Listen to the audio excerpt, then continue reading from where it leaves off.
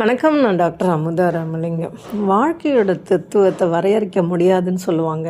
ஆனால் வரையறுத்து காட்டி உணர்ந்து இன்னமும் வரி வரியாக வாழ்ந்துக்கிட்டு இருக்கிறவர் கண்ணதாசன் ஐயா அவர்கள். அவர் சொல்லாத வார்த்தையை யாரும் இனி சொல்ல போகிறதில்ல, சொல்லவும் முடியாது. தெல்ல தெளிவாக வாழ்க்கையை வரையறுத்து சொன்னவர் தான் கண்ணதாசன் ஐயா. பாமரனுக்கும் மனசில் போய் பதிகிற மாதிரி உள்ளத்து உணர்வுகளை தூண்டி உருக வைக்கிற நிலைக்கு அவர் பாடல்களை தந்து விட்டு போயிருக்கிறார். வாழ்க்கை என்றால் 1000 இருக்கும், வாசல் தோறும் வேதனை இருக்கும், வந்த துன்பம் எதுவென்றாலும் வாடி நின்றால் ஓடுவதில்லை, வாடி நின்றால் ஓடுவதில்லை. நம்ம வருத்தப்பட்டுக்கிட்டே இருந்தோம்னா ஏதாச்சும் மாறப்போதா? கேள்விக்குள்ளேயே வாழ்க்கையை வரையறுத்திருக்கார். இது மட்டுமா? பானையில் சோறு இருந்தா பூனைகளும் சொந்தமடா, சோதனைய பங்கு வச்சா சொந்தமில்லை பந்தமில்லை. உறவுகளை பற்றி உருக்கமாக சொல்லி வச்சிருக்காரு. இது மட்டுமாங்க, எங்கே வாழ்க்கை தொடங்கும், அது எங்கே எவ்விதம் முடியும், இதுதான் பாதை இதுதான் பயணம் என்பது யாருக்கும் தெரியாது. உண்மையிலேயே ஒவ்வொரு நொடியும் வாழ்ந்து பார்க்குறவங்களுக்கு தான் தெரியும் அதனோட வலியும். ஒரு நாளை கழிக்கிறது எம்எஸ் உதயமூர்த்தி ஐயா சொல்வாங்க, அதுவே ஒரு பெரிய சாதனை.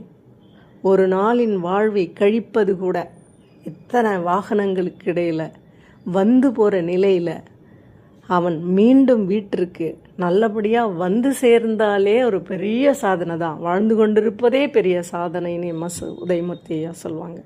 அந்த மாதிரி கண்ணதாசன் ஐயா சொல்லாத வார்த்தைகளே இல்லை, உணர்வுகளே இல்லை. அப்படிப்பட்ட உணர்வுகளையும் உருக்கி உருக்கி அதை மிகச்செறிவாக கொடுத்துருக்காரு நமக்கெல்லாம். ஒவ்வொரு நொடியும் அவருடைய வார்த்தைகளினுடைய வாழ்க்கை தத்துவத்தை கேட்டோம்னாலே போதும். யதார்த்தமான உண்மைகளெல்லாம் எவ்வளவு உண்மையானது என்பதை நம்மால் உணர்ந்து கொள்ள முடியும். அன்னையர் தினம் வருது, ஞாயிற்றுக்கிழமை அன்னையர் தினம். பெருமைப்பட வேண்டியது. தாய் மண்ணையும் தமிழ் பெண்ணையும் வணங்குகின்ற பூமி என்றாலும் கூட பெண்களுக்கு இன்னும் இன்னும் இன்னல்கள் இல்லாமல் இல்லை. எல்லா நிலைகளிலும் துன்பம் வந்து கொண்டே இருக்கிறது. அது இல்லத்தில் இருந்தாலும் சரி, வெளியில் இருந்தாலும் சரி, எங்கிருந்தாலும் பெண்களுக்கு பாதுகாப்பு இல்லை. ஆனாலும் அன்னை என்ற சொல்லில் இருக்கின்ற அந்த தேன் போன்ற நிலை உண்மை நிலை, தாயன்பு மட்டும்தான் தூய நிலை. அந்த தூய அன்பிற்கு இணையாக உலகில் ஒன்றுமே இல்லை. அந்த அன்னையர் தினத்தை கொண்டாடுகிற அத்தனை பேருக்கும் என்னுடைய மனமார்ந்த வாழ்த்துக்கள். வருகின்ற ஞாயிற்றுக்கிழமை அன்னையர் தினம் வருகிறது. ஆலம் விழுதினை போல் உறவுகள் 1000 வந்தும் என்ன, வேறென நீ இருந்தாய், வேறென நீ இருந்தாய், அதில் நான் விழுந்து விடாதிருந்தேன். உன் கண்ணில் நீர் வழிந்தால் என் கண்ணில் உதிரம் கொட்டுதடி. எவ்வளோ ஒரு அருமையான வாழ்க்கையினுடைய தத்துவம் இது. ஒவ்வொருவரும் உணர வேண்டிய ஒரு தத்துவத்தை தான் மொத்தமாக சொல்லிட்டு போயிருக்காரு. அது மட்டுமா, காதல் உணர்வை அப்படியே சர்க்கரையை தந்தது போல இனிப்பை கூட்டி கொடுத்துருக்கிறார். காலங்களில் அவள் வசந்தம், கலைகளிலே அவள் ஓவியம், மாதங்களில் அவள் மார்கழி, மலர்களிலே அவள் மல்லிகை.